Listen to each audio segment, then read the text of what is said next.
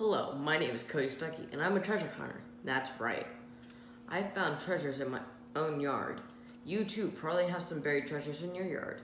Now, I'm not talking about finding a map in the attic and gathering some of my best friends to an abandoned restaurant, or you go through booby traps and hidden caves. My treasure hunting didn't involve fighting off pirates or navigating through treacherous waters. My treasure hunting just involved using this. That is a battery-powered metal detector that detects all kinds of metals, from iron relics, coins, and precious metals. It works through dirt, rock, wood, and mud. You can even submerge it in water. It only costs about $100, but some range up to thousands. Some can find many different things and can go very deep. I have always been fascinated by finding lost things. When I was younger, I used to dig in the ground with my hands, but then one day I found an old penny.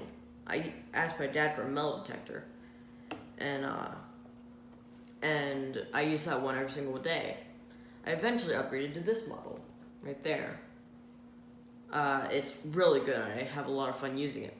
The Charleston area is full of lost treasures. Charleston was founded in 1670. It has seen so much history over the years. The Civil War began right here off the Charleston Harbor in Fort Sumter in 1861. The whole area had plantations and farms where people used tools and equipment. During the wars, there were uniforms and bullets left behind all over. These are just some of the treasures that are easily found when you are using a metal detector. Each item uncovered has a story to tell. Sometimes I just find a bottle cap or pennies, but sometimes I found real historical artifacts. For example, this bullet. It was found at an old plantation on Johns Island. Perhaps it was used for hunting, or even maybe during war.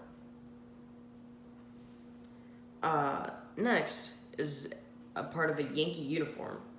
Now, I don't mean the New York baseball team. I'm talking about the Union soldier from the North who fought in the Civil War, sometime between 1861 and 1865. This round coat button is brass with a eagle on its chest. It's probably worth about $15 a day. So maybe I have also found these coins, both from 1841 and 1845. During that time,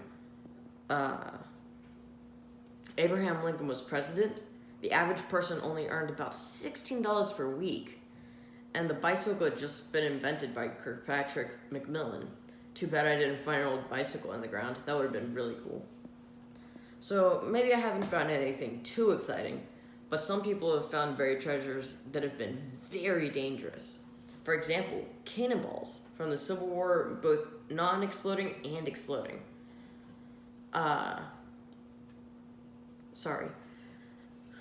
Both of them were used during the Civil War, so extra precaution is taken when you find one. After Hurricane Matthew in 2016, 16 Civil War era cannonballs were uncovered on Folly Beach. Members of the U.S. Air Force explosives team had to use C4 to detonate the cannonballs right there on the beach. And one of the biggest treasures to be found in the area was the H.L. Hunley. The Hunley was a submarine in the Confederacy on February 17, 1864. The Hunley attacked and sank a Union ship in the harbor, but sadly didn't survive the attack and sank with all 8 crew members on board. It was lost for over 130 years. It was located in 1995 and raised out of the water in the year 2000. It is now on display to tourists in North Charleston. Maybe you won't find a lost submarine or explosive cannonball, but maybe you'll just find some bottle caps and old pennies. You aren't actually guaranteed to find any treasures at all, but when you are metal detecting, you can still enjoy being outside and the thrill of the hunt. Plus, it's good exercise. So find your metal detector and become a true treasure hunter like me.